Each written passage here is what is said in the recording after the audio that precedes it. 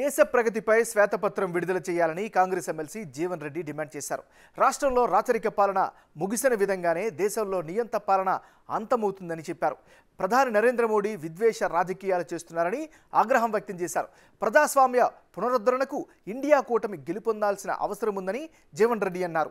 Parliament నుంచి విపక్ష ఎంపీల బహిష్కరణకు నిరసనగా జగిత్యాల జిల్లా కేంద్రంలో కాంగ్రెస్ శ్రేణులు నిర్వహించిన ఆందోళనలో ఎమ్మెల్సీ జీవన్ రెడ్డితో పాటు ఎమ్మెల్యే లక్ష్మణ్ కుమార్ ఇతర నాయకులు పాల్గొన్నారు.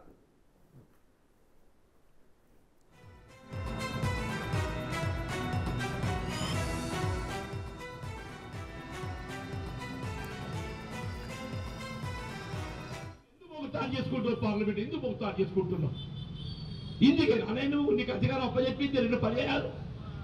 ఇప్పటికైనా ప్రధానమంత్రి ఎవరనేది కాదు, ఇండియా కూటమి ఏదైతుందో ఎంతవరకు అయితే మాకు నీలాంటి ఒక నియంత్రిత రాచరిక పాలన ఏ విధంగా రాష్ట్రంలో నియంత్రిత రాచరిక పాలనకి ఏదైతుందో ముగింపు పలకడం జరిగిందో, తుదముట్టించడం జరిగిందో, కేంద్రంలో కూడా ఈ రాచరిక నియంత్రిత పాలనకు మనం ముగింపు పలకడం ఆవశ్యకత ఉందని చెప్పడానికి దానికి నాంది ఈ నిరసన కార్యక్రమం, దాని నాంది ఈ నిరసన కార్యక్రమం చెప్పండి. ఇండియా కూటమి మల్లికార్జున ఖర్గే గారు ఇచ్చే పిలుపు ఏదైతుందో యావత్ భారత సమాజాన్ని మేల్కొల్పే విధంగా,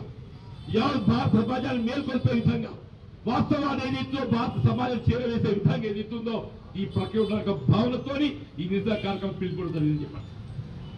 నిజంగా మీరు ఇంత పెద్ద ఎత్తున ఈ కార్యక్రమం చేపట్టి చేయడం తల్లి రావడం అంటే మీరందరూ హృదయపూర్వకంగా అభినందిస్తూ చెప్పండి. గెలుపోవడమే ప్రధానం కాదు.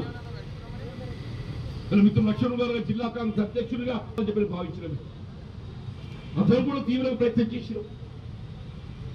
ఇవాళ ఏదైతుందో మన దగ్గర జరిగిన పరిణామాలు అందరూ తెలుసు. ఏ విధంగా ఈ అనైతికంగా మరి గెలుపు ప్రయత్నం చేయడం జరిగింది. ఏదైనా ఏదైతుందో మనం ఆత్మవిశ్వాసం కోల్పోవాల్సిన అవసరం లేదు. నువ్వు ఎందుకు ఒక చేసుకుంటావు?